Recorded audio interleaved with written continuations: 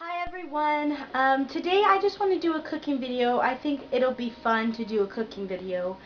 And I'm going to be making potatoes. I usually use the brown potatoes, but my husband and I picked up some red potatoes. I've never used red potatoes before, and the texture so far feels like it's a little squishy.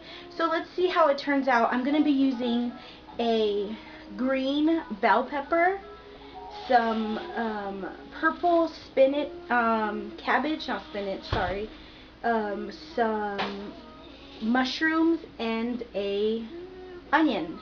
So let's see how it turns out. I hope it turns out good. Okay, first I'm going to cut up my onion. You can cut this any way you like, and however small or large that you like. I just cut mine. I know you're probably thinking, man, she does not know how to cut an onion, but hey, it's fast. So you're just going to cut up your onions, and if you want, I just set my onions on the side on a plate. So just cut up your onion. Next, you're going to cut up your mushroom. So just cut that up.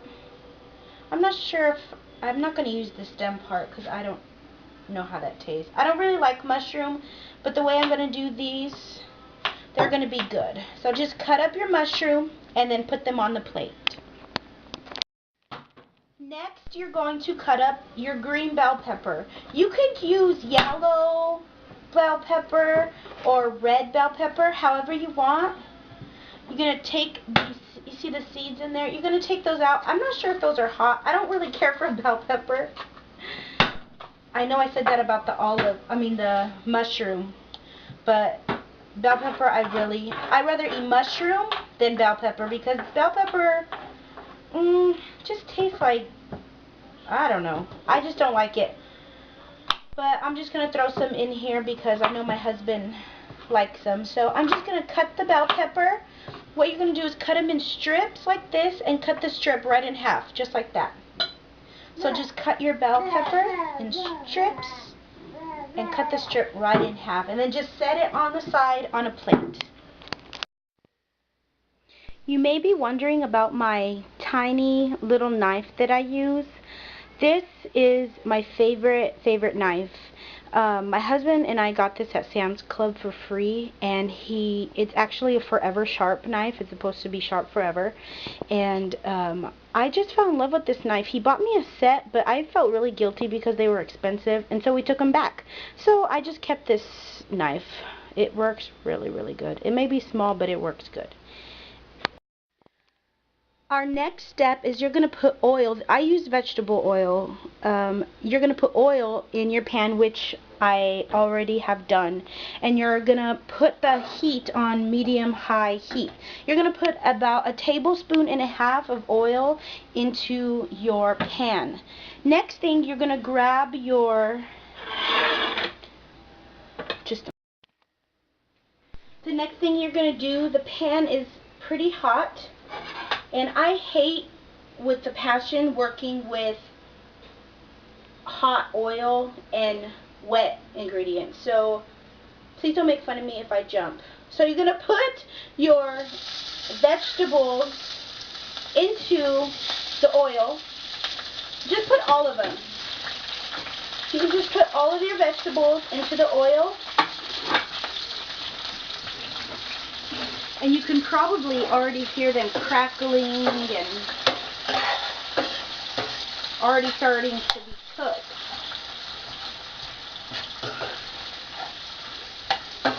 So what you're going to do next is you're going to get garlic salt. I love to use garlic salt. This is probably my favorite ingredient, dry ingredients that I like to use. And just put like 1 teaspoon in there, because you just want to season them. I'm going to put more than 1 teaspoon.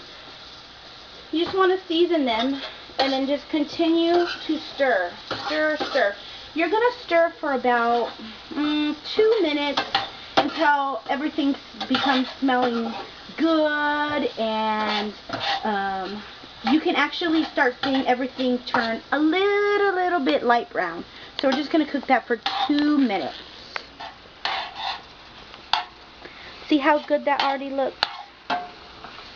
You can sometimes I just let it sit there for a couple seconds and then I'll turn them again. I actually forgot to tell you that I'm going to use garlic. This is not the fresh garlic like this, but this is just a garlic that I got at Winco.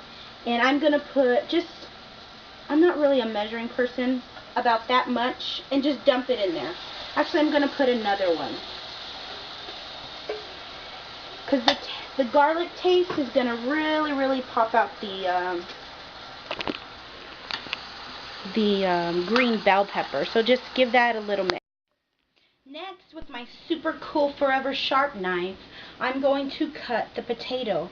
Now what you want to do, you can cut this however you want, but this is just how I cut my potatoes. I stand them up, slice them right down the middle. Well, it actually kind of looks cool. It looks like a mango. And do strips, and then turn them around and then cut them. And then they turn into little strips like that. A little tip, potatoes are actually really good for your armpits. If you have smelly armpits, use this for like 7 days. Just get a potato and rub your armpit like that with the potato, and that actually will really work. I know this is gross because this is a cooking segment, but it works because I've tried it. So anyway, cut your potato again into little squares. As you can see, the vegetables have become really brown, and they look really good, and they smell really good too. So now all my potatoes are cut, and I'm just going to, just because I'm using one hand for the camera and one hand for the food, actually I'm just going to dump it in there. Hopefully they won't spill out. Just dump, there they go. Just dump the potatoes in the pan. To this point, you're going to put your pan actually on high heat. That's a 6 right there. So you're going to grab your spatula, and then you're just going to push and layer all the potatoes down. And scoop them.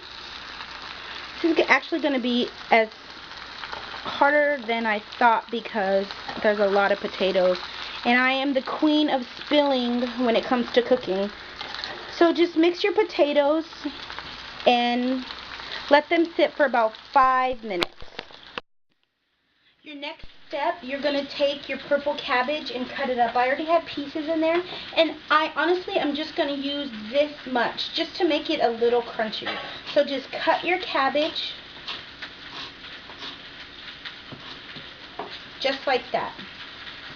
Maybe I'll use a little more, but you want your cabbage just to come out perfectly like this. By all means, if you don't want to use the purple cabbage like I showed you, you do not have to use it. You could use anything you want in this recipe. The next thing you're going to do is take your purple cabbage and just slide it in there and leave it right on top. You do not have to mix it in. You can if you want, but you do not have to mix it in. The next step, you're going to add a ½ cup of water to the potatoes. So just put them in there like that. Get your lid and cover them. You can season these with anything you want. I just use the black pepper, the garlic salt, and of course garlic. I mean, that goes with the onions and everything. But that is actually all my dry ingredients that I use for this recipe.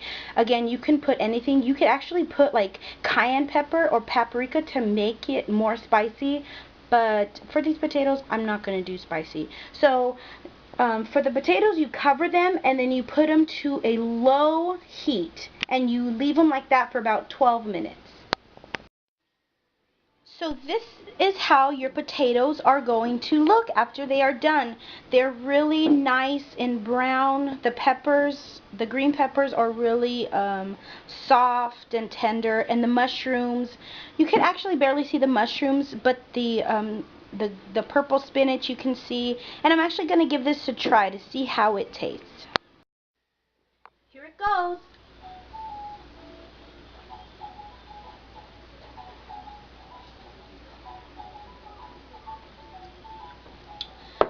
Okay, honestly, you guys, they did not come out the way I expected. They are not good. They taste like, no, I'm joking. You really think I would be posting this video if they weren't good? They are actually good, and they would make a perfect breakfast, minus the purple cabbage and the green bell pepper. These would actually make a really, really good breakfast. The brown ones, I like brown potatoes because that's how I grew up, but the red potatoes are actually really good. Like I said, and I was right, the red potato is more soft and I want to say, no, they're really smooth. They're very smooth. The brown potatoes are smooth too, but they have a more firmness when you bite them. So give these a go because they came out good and they would be perfect for breakfast, lunch, or dinner. Like I said, if you want to make them for breakfast, minus the purple cabbage and the green pepper. But give these a go and tell me how they are when you make them. Alright everyone, be blessed. And remember, a good cook always cleans up after himself. That's what my mom always told me.